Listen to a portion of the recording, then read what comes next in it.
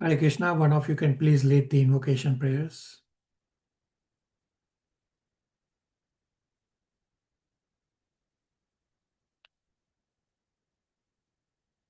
Prabhuji, should I? Go ahead, Prabhu. Om Ajnanaatimirandasya Gyananjaya Shalakaya Chakshurunmilitamena Tasmai Shri Guruve Namo Sri Chaitanya Manobhistam Sthapitamena Bhutale Shayam Rupa Kadamayam Dadatisha Padantikam Vandeham Sri Gurun Sri Yuta Padakamalam Sri Gurun Vaishnavamscha Sri Rupam Shakragatam Shahagana Raghunatam Tam Shajivam Sadvaitam Shavadhutam Porigyana Shahitam Krishna Chaitanya Devam Sri Radha Krishna Padan Shahagana Lalita Sri Vishagain Vitamscha hey Krishna Karuna Sindhu Deenbandhu जगतपते गोपेशा Gopika Kanto Radha Kanto नमस्तुते तप्त कांचन गौरांगी राधे वृंदावनेश्वरी विशोभानुसुते देवी प्रणमामि हरिप्रिये वंशकल्पतरु भश्च कृपा सिंधु एव च पतितानां पावनेभ्यो वैष्णवेभ्यो नमो नमः जय श्री कृष्ण चैतन्य प्रभु नित्यानंद श्री अद्वैत गदाधर शिवासादि गौर भक्त वृंद हरे कृष्ण कृष्ण कृष्ण हरे हरे हरे राम राम राम हरे हरे हरे कृष्ण कृष्ण कृष्ण हरे हरे हरे राम राम राम हरे हरे हरे कृष्ण कृष्ण कृष्ण हरे हरे हरे राम राम राम हरे हरे ओम नमो भगवते वासुदेवाय ओम नमो भगवते वासुदेवाय ओम नमो भगवते वासुदेवाय हरे Krishna Hare Krishna. As you can see on the screen, the presentation schedule for the bigger presentation at batch 3 and 4. You will soon have the spiritual endeavor to refresh your memory with Bhagavad Gita Chaturshloki verses, because Srimad Bhagavatam Chaturshloki verses are coming up very, very soon in Canto 2, Chapter 9, verses 33 to 36. So coming Sunday, June 28 at batch 3 and 4, Archana is going to present Bhagavad Gita Chaturshloki as well as Bhagavatam Chaturshloki verses. So it's Sunday, 7 a.m. Toronto time, 4:30 p.m. India time, 4:45 p.m. Nepal time. So take the opportunity to attend the virtual class or listen to the recording. You can always prepare by yourself, but here you have a handy opportunity to just attend an additional class or listen. So today we will discuss inquiries submitted by you all from Canto 2, Chapter 7. Question number 1. Putana is a nurse in Golokadham. Why would we need a nurse in Golokadham? What other details are there about Goloka Vrindavan from scriptures? So, Krishna is also a great actor. Kunti Maharani has also confirmed in Canto 1, Chapter 8 that Krishna is a great actor. So just as in material world, nurse helps the doctor, similarly, Putana in the spiritual world in Goloka Vrindavan will assist. Say, when Mother Yashoda is preparing Bhoga offering for Krishna. So yes, there is no birth, death, old age, disease in the spiritual world. Other details of Goloka Vrindavan, that there are also families in Goloka Vrindavan. Canto 3, Chapter 15, titled Description of Kingdom of God, is coming up soon, where Brahmaji will describe spiritual world in detail based on the darshan of spiritual world that Brahmaji saw. Does that help with the inquiry? Yes, Prabhuji. Thank you. Question number 2. How should we understand Bali Maharaj rejecting the order of his spiritual master? Very good.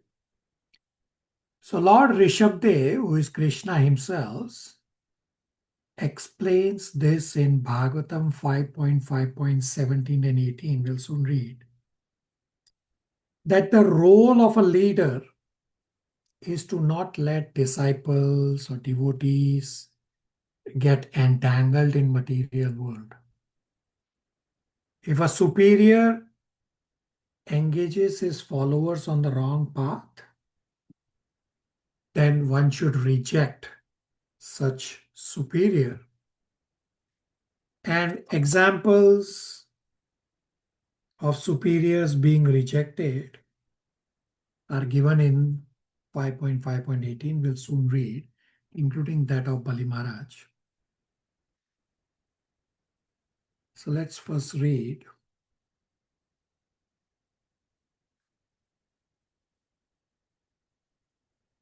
So I have 5.5.17 and 18.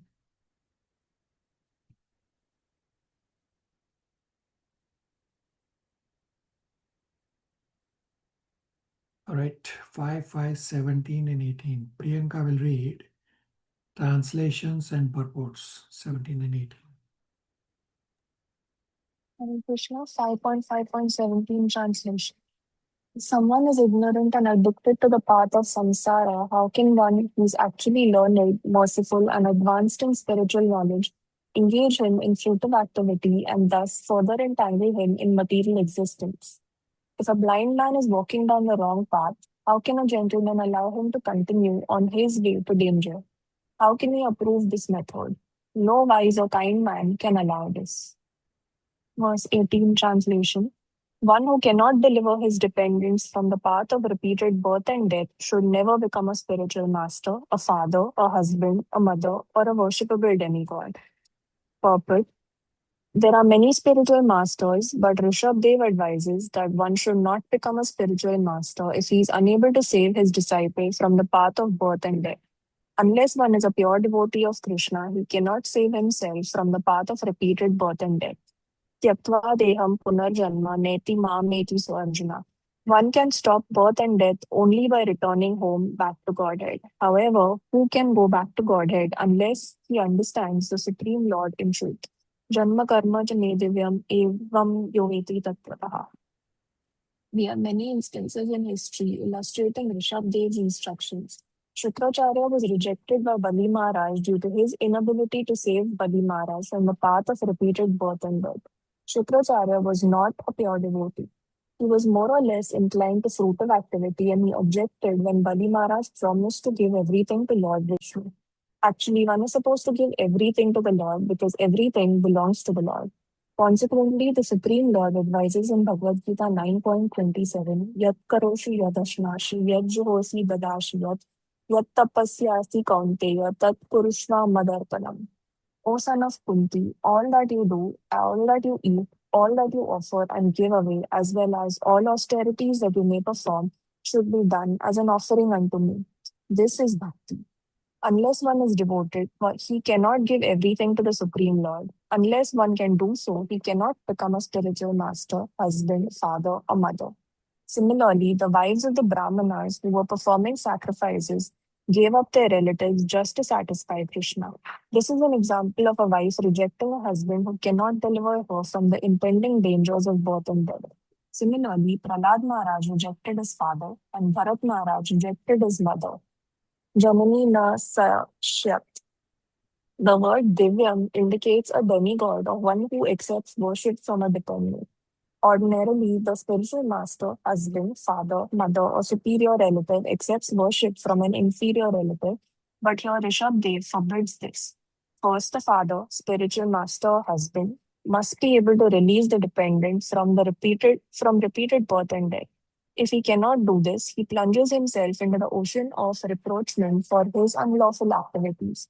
Everyone should be responsible and take charge of his dependents, just as a spiritual master takes charge of his disciple or a father takes charge of his son. All these responsibilities cannot be discharged honestly unless one can save the dependent from repeated birth and death. Hare Krishna. So we read few examples in this purport that Bali Maharaj rejected his spiritual master Shukracharya. Vibhishan rejected his relative Ravan. Prahlad Maharaj rejected his father Hiranyakashipu. Bharat Maharaj rejected his mother Kaikai. Katwanga Maharaj rejected Indra the demigod.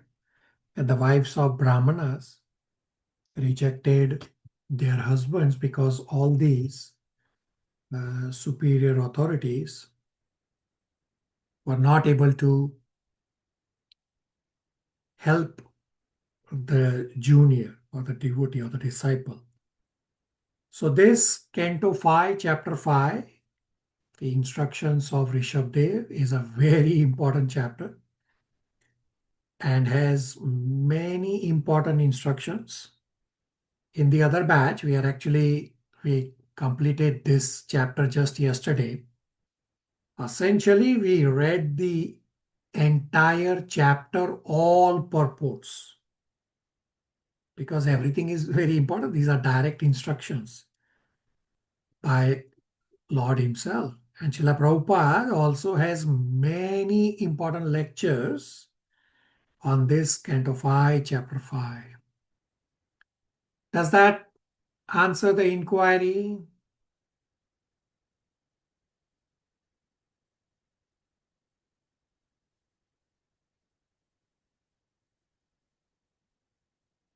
Silence. I got silence. Yes, Subjective. Thank you.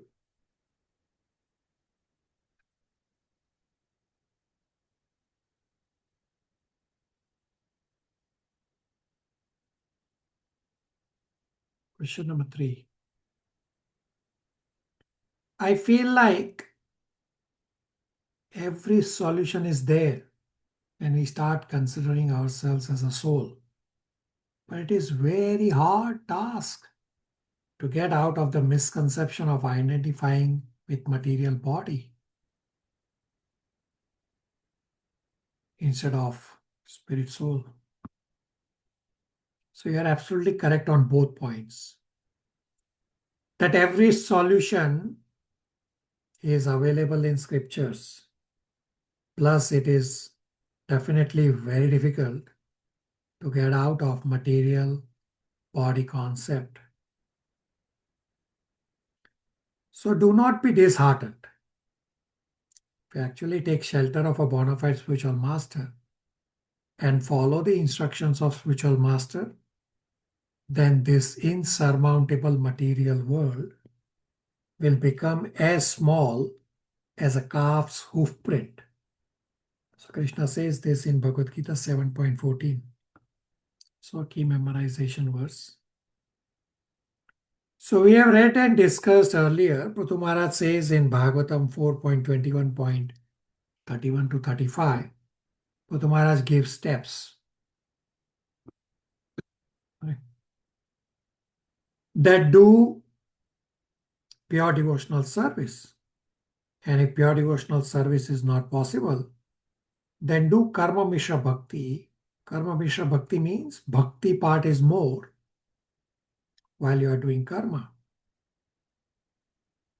And if Karma Mishra Bhakti is also not possible, then do Bhakti Mishra Karma. Bhakti Mishra Karma means where karma part is more. Meaning, do some sacrifices, because sacrifice is always for the benefit of Vishnu. Therefore, that tiny tinge of bhakti in sacrifice, even if it is karma kanda sacrifice,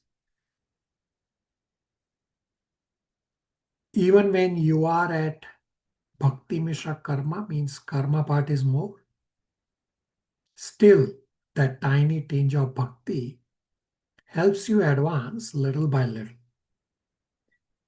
Easier process is to just take shelter from a bona fide spiritual master. So we'll read Bhagavatam 2.8.21, translation and the first two paragraphs for the answer to this question. Let me find.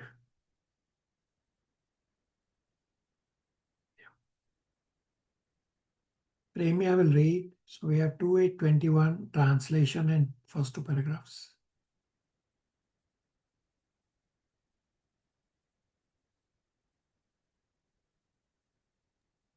Hare Krishna. Translation. Please explain unto me how the living beings are generated, how they are maintained, and how they are annihilated. Tell me also of the advantages and the disadvantages of discharging devotional service unto the Lord. What are the Vedic rituals and injunctions of the supplementary Vedic rites?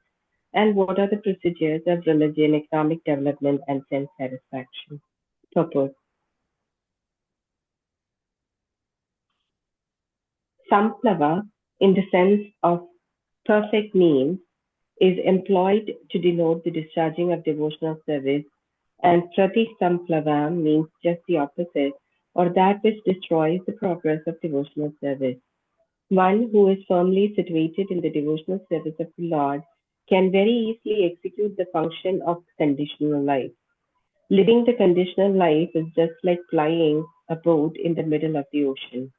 One is completely at the mercy of the ocean, and at every moment there is every chance of being drowned in the ocean by slight agitation. If the atmosphere is all right, the boat can fly very easily, undoubtedly. But if there is some storm, fog, wind, or cloud, there is every possibility of being drowned in the ocean. No one can control the whims of the ocean. However, one may be materially well equipped. One who has crossed the oceans by ship may have sufficient experience of such dependence upon the mercy of the ocean. But one can fly over the ocean of material existence by the grace of the Lord very easily, without any fear of the storm or fog. It all depends on the will of the Lord. No one can help if there is some unfortunate danger in the state of conditional life. The devotees of the Lord, however, cross the ocean of material existence without anxiety because a pure devotee is always protected by the Lord. Bhagavad Gita 9.13. The Lord gives special attention to his devotees in their activities within material conditional life. Bhagavad Gita 9.29. Therefore, everyone should take shelter of the lotus feet of the Lord and be a pure devotee of the Lord by all means. One should know, therefore, from the expert spiritual master, the advantages and disadvantages of discharging devotional service, just as Maharaja Parikshit asked his spiritual master, Srila Sukadeva Goswami. According to Bhakti Rasamrita Sindhu, the science of devotional service, one should not eat more than what he requires to maintain body and soul together. Vegetable diets and milk are sufficient for maintenance of the human body, and therefore one has no need to eat anything more to satisfy the palate. One should also not accumulate money to become puffed up in the material world. One should earn his livelihood easily and honestly, for it is better to become a coolie for an honest livelihood than to become a great man in society by hook and crook. There is no harm if one becomes the richest man in the world by honest dealings, but one should not sacrifice the honest means of livelihood simply to accumulate wealth. Such an endeavor is harmful to devotional service. One should not talk nonsense. A devotee's business is to earn the favor of the Lord. Therefore, a devotee should always glorify the Lord in his wonderful creations. A devotee should not betray the creation of the Lord, defying him by saying that he has created a false world. The world is not false. Factually, we have to take so many things from the world for our maintenance. So how can we say that the world is false? Similarly, how can one think of the Lord as being without form? How can one become formless and at the same time have all intelligence and consciousness, direct and indirect? So there are many things for a pure devotee to learn, and we should learn them perfectly from a bona fide personality like Sukadeva Goswami. Right, so we should learn from spiritual master. That's what the verse is talking about, and then becomes easier to cross the ocean. First paragraph also had multiple points on this. Does that answer the inquiry?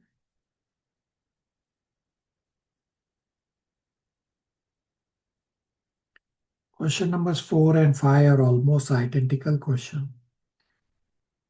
Question 4 says, Bhishma Dev's blood was contaminated by food from Duryodhan. Following the learning from this example, is it best to have prasadam and give the same to material people? How to gently raise boundaries in terms of food when we visit homes of relatives who are good humans but not Krishna conscious? Many parts of India, not eating in a relative's house is offensive to them. Question 5 says, recognizing that food and association can influence consciousness, how should a devotee navigate relationships with relatives who are not favorable to Krishna consciousness and who express affection primarily through inviting one to eat in their homes? How can one maintain spiritual boundaries without becoming disrespectful or disconnected from family?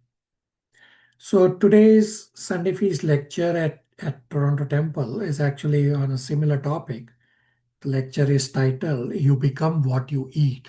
Basically, if you eat prasadam, then your body is staying purified. So we live in a reciprocal world. Before going to the relative's home, you can state to the relative that you have a special diet. You can take simple items such as fruit and salad, because generally there's no cooking involved. And you can use the opportunity to show to the relative how to offer bhoga to Krishna, and in the process also give prasadam to your relatives. Now, if relatives insist that you take something cooked by them, you can ask the relatives to give you the item in a takeout container. This way, the nectar of instruction text number 4, loving exchange happens. And you can also invite the relatives to come to your home for prasadam. So you take this food that the relatives gave you in the takeout container, you take it with you to your home, and instead of you eating that, give to the animals. So what happened was, the Preeti Lakshanam, means a loving exchange, happened between you and the relatives. Simultaneously, you keep distance from that food by giving it to animals. The relative may not know, actually should not know, that you gave it to animals. Now, of course, it is possible that some of you may not be 100% successful in this approach. So try and understand that this will be a work in progress, and you may have to adjust according to time, place, and circumstances. Does that help? Yes, Prabhuji, thank you. Thank you. Question number 6. How should a devotee deal with receiving significant material help and services from responsible relatives who are not Krishna conscious. How to best repay the monetary assistance directly to remove the feelings of material indebtedness through making the person Krishna conscious without forcing them. What course of action would best help if their mental slates are completely full of conclusions from limited information on Krishna consciousness, and they are very unwilling to hear a different opinion? They are unwilling to hear or attend classes or read Prabhupada's books, Prabhupada's Bhagavad Gita, because they feel they already know everything, because they are in such material associations. So specifically Indians is very difficult to preach. This is the most common response you will get from Indians. Oh, I already know Bhagavad Gita. Even though they may not know Bhagavad Gita. Now we have read in Bhagavad Gita, Krishna says, if you know Bhagavad Gita, Krishna says in Bhagavad Gita 15.19-20 that if you know Krishna, then you will engage in Krishna's devotional service. So somebody says, I know Bhagavad Gita, but does not do anything. Well, you don't actually know Bhagavad Gita. So the solution here is Bhagavad Gita 3.26, that do not disturb these people. Just try to engage them in devotional service wherever possible. And you try to be out of Bhagavad Gita 3.27 doer mentality.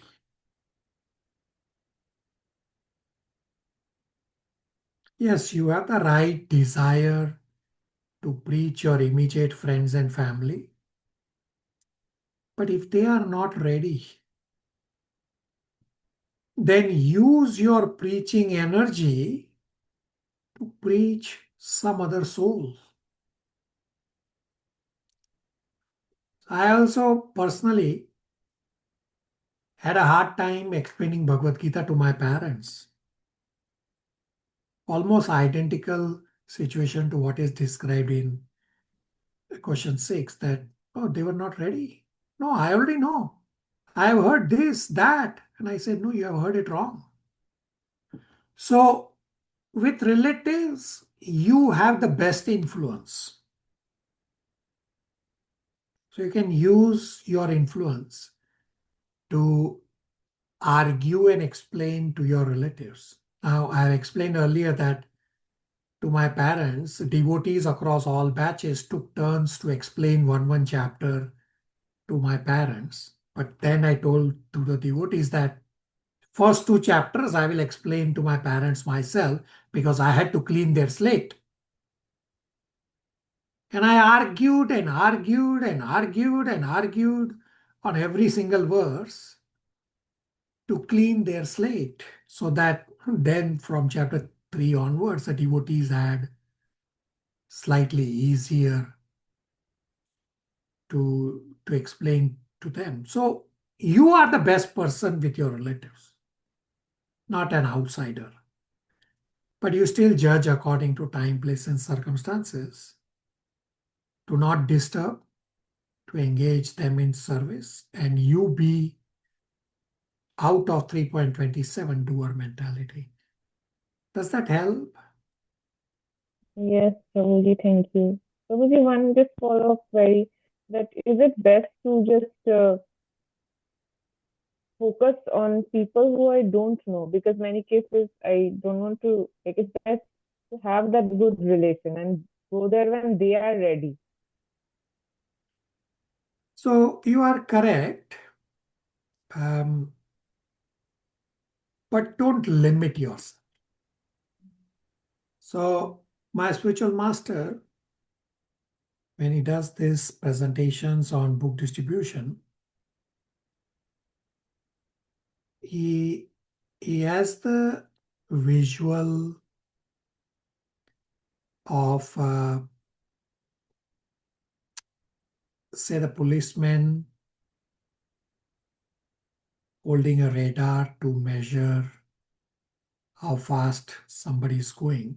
So they have a radar in their hand by which they can measure. So my Guru Maharaj says that a preacher should have that same radar, that you judge, is somebody ready or not ready, rather than blindly thinking everybody's ready. You judge.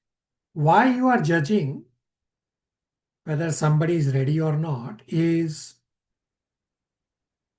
to be efficient in using your energy for book distribution. And my Guru Maharaj also gives the analogy of a mango that is ripe versus a mango that is not ripe. So if you pluck a green mango from the tree, you may break the entire branch because it's very difficult to pluck that green mango.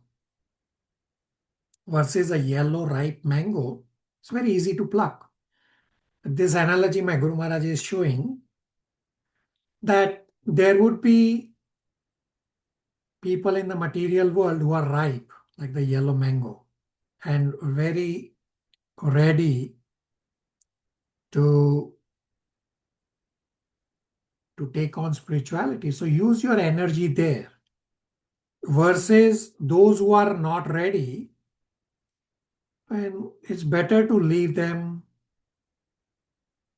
in the material world, meaning just as you leave the green mango on the tree so that they get cooked in the sun. If you pluck the green mango off the tree, it doesn't help the mango. It's generally may not get ripe as properly as on the tree. So you have on the screen what I was talking about, the radar. So when you are preaching, you have this radar that judge who is ready and who is not.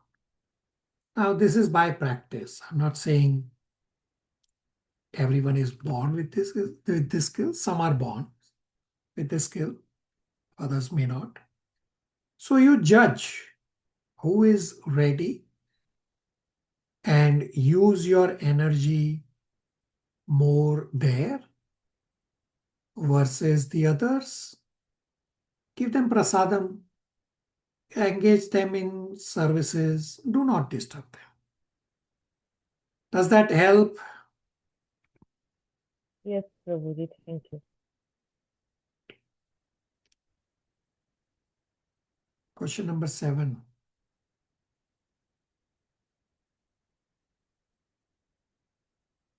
Srimad Bhagavatam 2.7.21.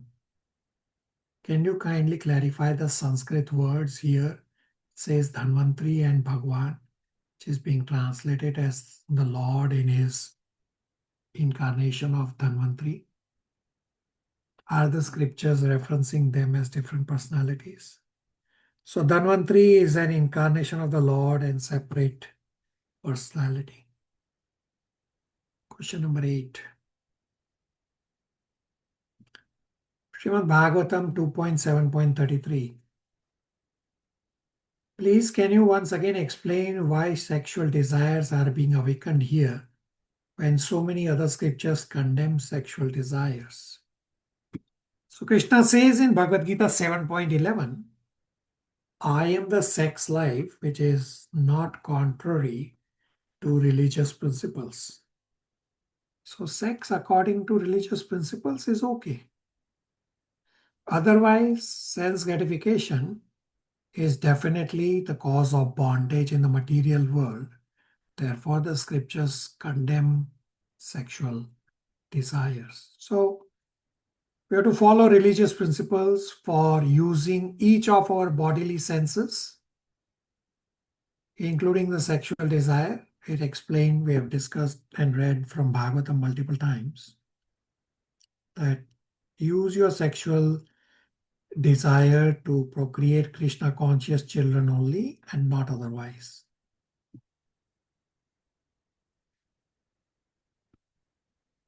Question number 9.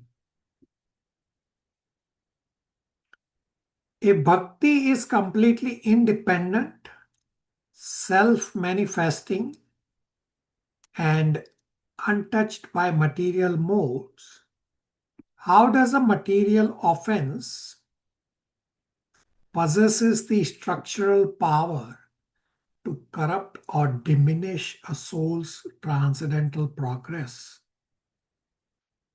A material shadow can conquer or eclipse a transcendental asset.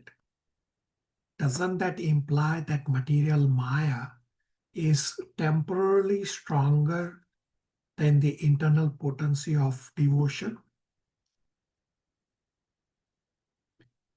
So bhakti is definitely completely independent from anything material. Spiritual energy is higher. In between, marginal energy is we all souls, and the lower inferior energy is material nature. So two analogies I'll describe. One analogy given is to explain the answer to this question is that it would seem that clouds cover the sun. In reality, cloud can never cover the sun. What the cloud is covering is the vision of the living entity to see the sun.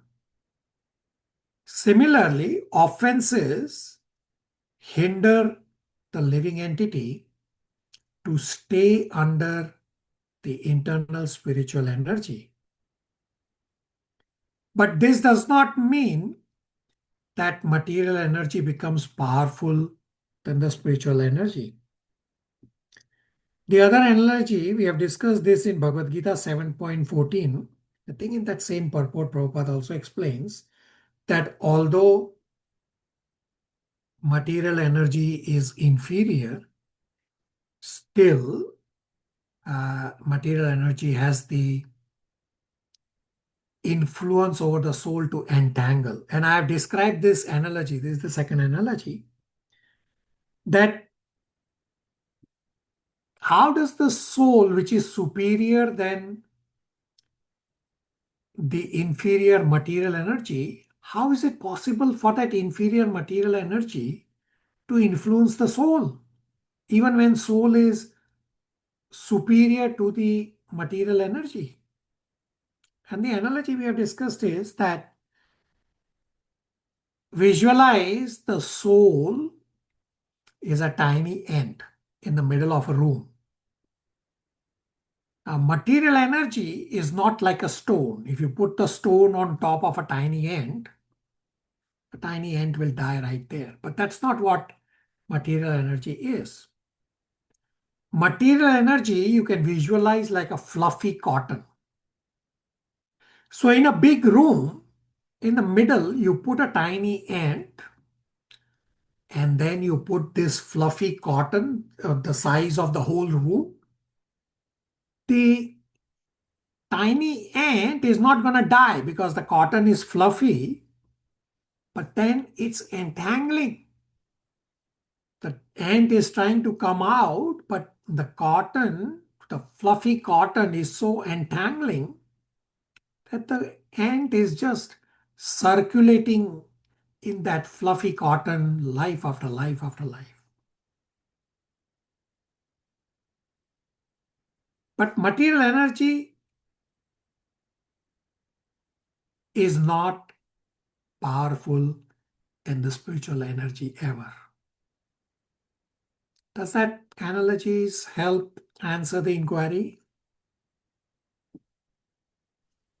Yes, probably. Yeah, but momentarily it happens that maybe for 5-10 minutes you get deviated and then you have to kind of come back. Yeah, so we just have to keep coming back. Krishna says in Bhagavad Gita 6.26 that from wherever the mind deviates, bring the mind back. Everybody on the same page?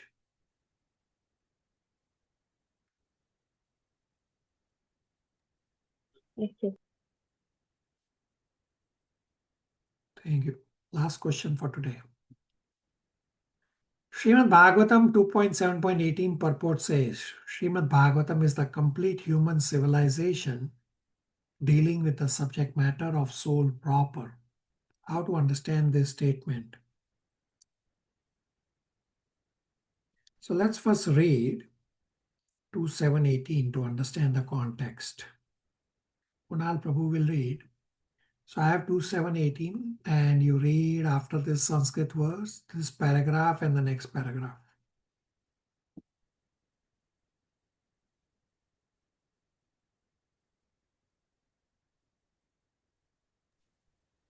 One who possesses more in the material world in the shape of houses, land, children, society, friendship, and wealth possesses these things only for the time being.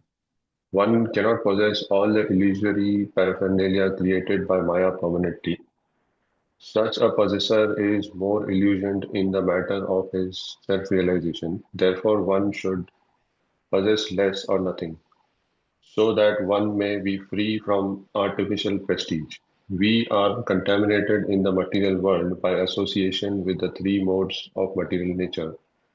Therefore, the more one spiritually advances by devotional service to the Lord in exchange of his temporary possessions, the more one is freed from the attachment of material illusion. To achieve this stage of life, one must be firmly convinced about spiritual existence and its permanent effects. To know exactly the permanency of spiritual existence, one must voluntarily practice possessing less or only the minimum to maintain one's material existence without difficulty. One should not create artificial needs that will help one be satisfied with the minimum. Artificial needs of life are activities of senses. The modern advancement of civilization is based on these activities of the senses, or in other words, it is a civilization of sense gratification. Perfect civilization is the civilization of Atma or the soul proper. The civilized man of sense gratification is on an equal level with animals because animals cannot go beyond the activities of the senses. Above the senses is the mind. The civilization of mental speculation is also not the perfect stage of life because above the mind is the intelligence. And the Bhagavad Gita gives us information of the intellectual civilization.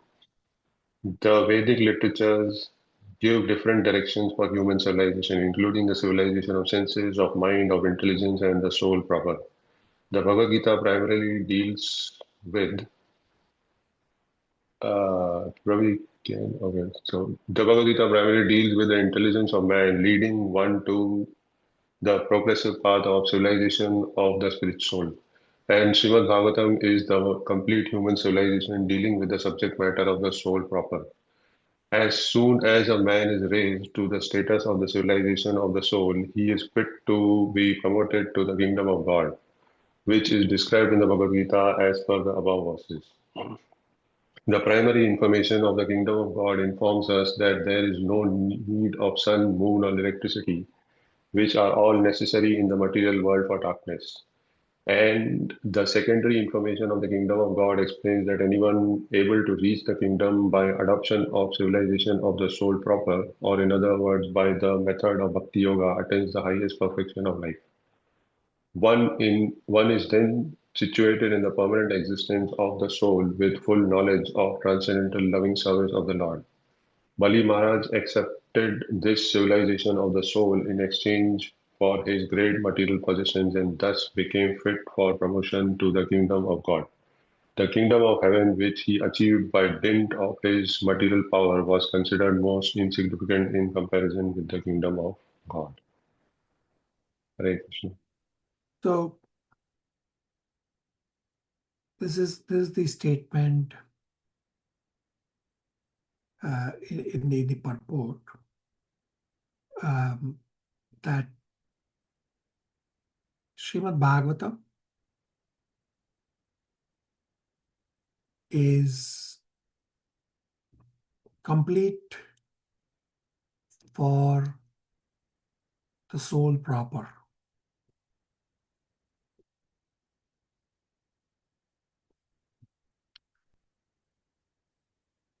And material world education is how to maintain and enjoy the body while completely ignoring the most important soul in the body.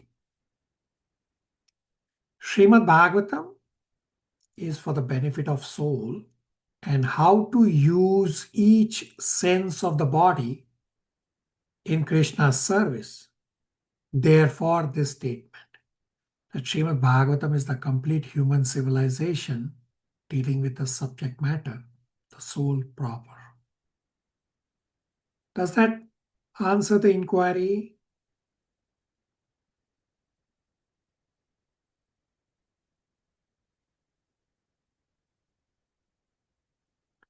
All right, thank you.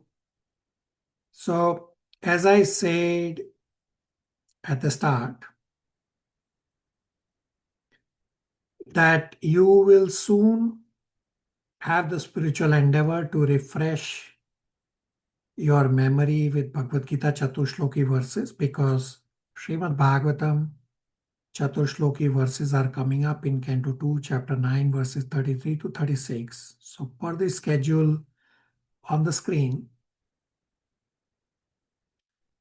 at batch 3 and 4, Archana is going to present on Bhagavad Gita Chatushloki as well as Bhagavatam Chatushloki verses on next Sunday, June 28, 7 a.m. Toronto time, 4:30 p.m. India time, 4:45 p.m. Nepal time.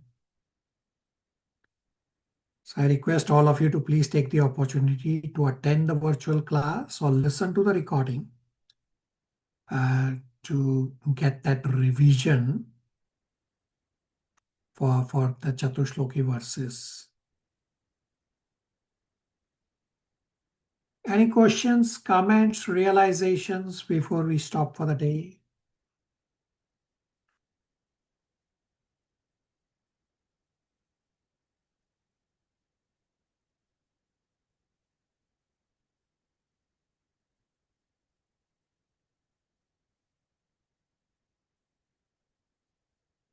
All right, Hare Krishna, everybody will stop here. Thank you, Hare Krishna. Hare Krishna. Thank you, Prabhuji. Hare Krishna, Prabhuji.